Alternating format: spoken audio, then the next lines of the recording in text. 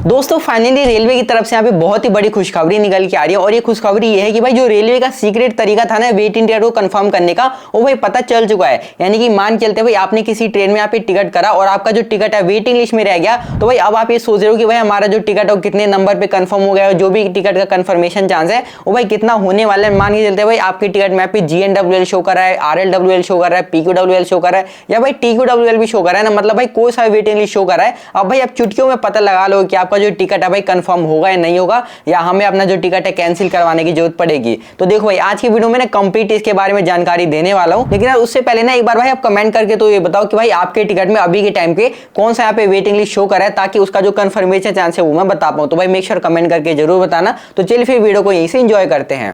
तो दोस्तों यहाँ पे आप देख सकते हो मैंने यहाँ पे सारी वेटिंग लिस्ट के बारे में लिख लिया है ताकि आपको ढंग से समझ में आ जाए। अब भाई देखो सबसे पहले हम यहाँ पे JNWL को पकड़ते हैं। अब भाई देखो ये जो आपका है ना सबसे पहले नंबर पे कंफर्म होता है। अब भाई देखो ये सबसे पहले नंबर पे कंफर्म क्यों होता है वो एक बार मैं आपको बता देता हूँ। तो भाई देखो एग्जाम्पल के लिए मान के चलते कोई ट्रेन है, राजधानी ट्रेन है। अब भाई देखो वो हमारी नई दिल्ली से खुलती है और यहाँ पे हमारी लखनऊ तक जाती है। और भाई अगर आप अपनी नई दिल्ली से टिकट बुक करते हो, जो आपकी टिकट है वो वेटिंग लिस्ट में चली जाती है, तो भाई उस केस में आपका JNWL मिल जाता है। अब भाई सवाल ये उठता है कि आपका पहले नंबर पे कंफर्म क्यों होता है। तो भाई देखो यहाँ पे जो आप अपनी टिकट है वो लंबी दूरी के लिए सिलेक्ट करे हो, यानी कि भाई अगर आप जहाँ से ट्रेन चलती है और जहाँ तक जाती है अगर वहां तक के लिए अपनी टिकट बुक करते हो, तो भाई उस केस में रेलवे को बहुत ज्यादा फायदा होता है। इसलिए भाई वो पहले नंबर पे आपका JNWL ही कंफर्म करता है। अब हम यहाँ पे बात करते हैं RLWL के बारे में। तो भाई देखो यहाँ पे जो आपका RLWL है ना, ये आपका दूसरे नंबर पे कंफर्म होता है। तो भाई देखो ये आपका दूसरे नंबर पे क्यों कंफर्म होता है एक बार मैं आपको बता देता हूँ। तो भाई यहाँ पे हम वही एग्जांपल ले लेते हैं। एक आपकी ट्रेन न्यू दिल्ली से चलती है और लखनऊ तक जाती है, लेकिन भाई इस बार मान के चलते हैं अगर आपने अलीगढ़ जंक्शन से लेके कानपुर सेंट्रल तक का टिकट करवाया, यानी कि भाई आपने जो अपना टिकट है वो बीच वाले स्टेशन से बुक करा है और वो भी आपने किसी छोटे स्टेशन से बुक करा है, क्योंकि भाई यहाँ पे आप देख सकते हो जो हमारा अलीगढ़ जंक्शन है ये हमारे छोटा स्टेशन पड़ जाता है। तो भाई इसलिए अगर आप यहाँ पे छोटे स्टेशन से छोटी दूरी के लिए टिकट बुक करते हो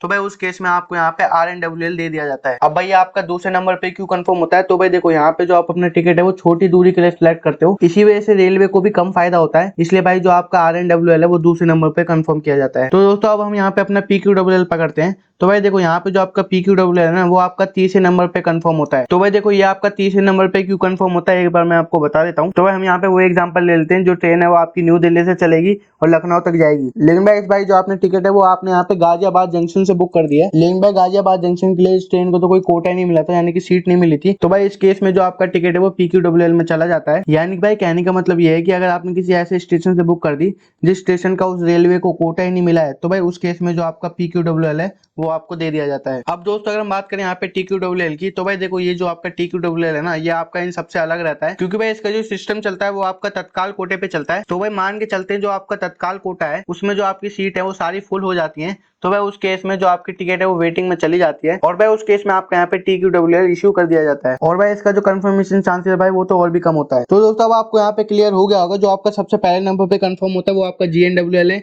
दूसरे नंबर पे आपका RLWL कंफर्म होता है, उसके बाद तीसरे नंबर पे आपका PQWL कंफर्म होता है और भाई इसका तो जो कंफर्मेशन है वो आपका तत्काल कोटे के ऊपर होता है। अब दोस्तों एक बार मैं आपको JNWL का कंफर्मेशन चांसेस भी बता देता हूँ। तो भाई यहाँ पे आप देख सकते हो JNWL अगर आपका 1 से लेकर 30 के बीच में है, तो भाई यहाँ पे आपका जो कंफर्मेशन चांस है वो 95% से लेकर 100% के बीच में रहने वाला है और भाई इस केस में जो आपका टिकट है वो कंफर्म हो जाएगा। अब भाई एक एग्जांपल और ले लेते हैं। मान के चलते हैं आपका JNWL 61 से लेकर 90 के बीच में शो कर रहा है, तो भाई इस केस में आपका जो कंफर्मेशन है वो 50 से लेकर 80 के बीच में है। तो भाई देखो ये आपका थोड़ा रिस्की हो सकता है, डिपेंड ऑन सीजन, यानी कि भाई इसका जो कंफर्मेशन चांस है वो आपका चार्ट निकलने के बाद ही पता चल जाएगा। और भाई इसी तरीके से आप जितने भी JNWL है उनकी रेंज के हिसाब से उनका कंफर्मेशन चांसेस देख सकते हो। अब भाई एक बार मैं आपको RNWL का भी कंफर्मेशन चांसेस बता देता हूँ। यहाँ पे आप देख सकते हो अगर आपका जो RNWL है वो 1 से लेकर 30 के बीच में आता है, तो भाई यहाँ पे आपका जो कंफर्मेशन चांसेस है वो आपका 90% से लेकर 100% के बीच में है। इसका मतलब भाई जो आपका टिकट है वो कंफर्म हो जाने वाला है। उसके बाद भाई एक और एग्जांपल ले लेते हैं। मान के चलते हैं जो आपका RNWL है वो 91 से लेकर 120 के बीच में है, तो भाई इस केस में जो आपका कंफर्मेशन चांस है वो आपका 20% से लेकर 40% के बीच में है और भाई इस केस में जो आपका टिकट है वो बहुत मुश्किल से कंफर्म होगा और भाई हो सकता है कि जो आपका टिकट है वो कंफर्म हो भी ना। और भाई इस तरीके से आप जो इनके बाकी RNWL है उनके भी कंफर्मेशन चांसेस देख सकते हो। अब दोस्तों एक बार मैं आपको PQWL के कंफर्मेशन चांसेस बता देता हूँ। तो भाई यहाँ पे आप देख सकते हो, मान के चलते हैं अगर आपकी जो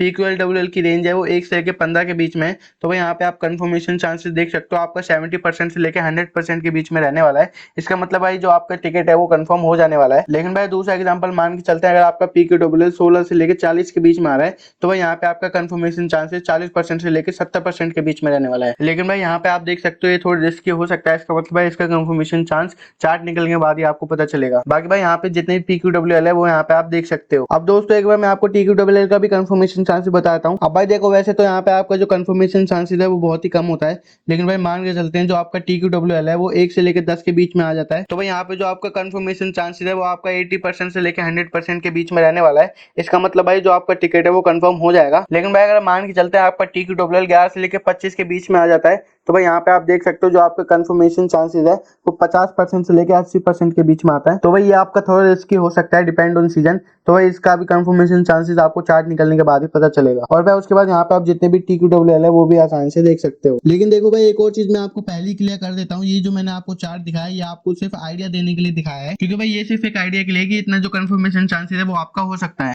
तो दोस्तों आई होप आपको सारी चीज समझ में आ गई होगी। अब भाई अगर आपको कोई भी डाउट होता है, कोई भी कंफ्यूजन होता है तो मेक श्योर कमेंट करके जरूर पूछ लेना, उसका आपको रिप्लाई मिल जाएगा। तो बस भाई इतना था आज की वीडियो के अंदर। मेक श्योर वीडियो को लाइक करिए, चैनल को सब्सक्राइब कर देना। हम मिलते हैं अपनी अगली वीडियो में।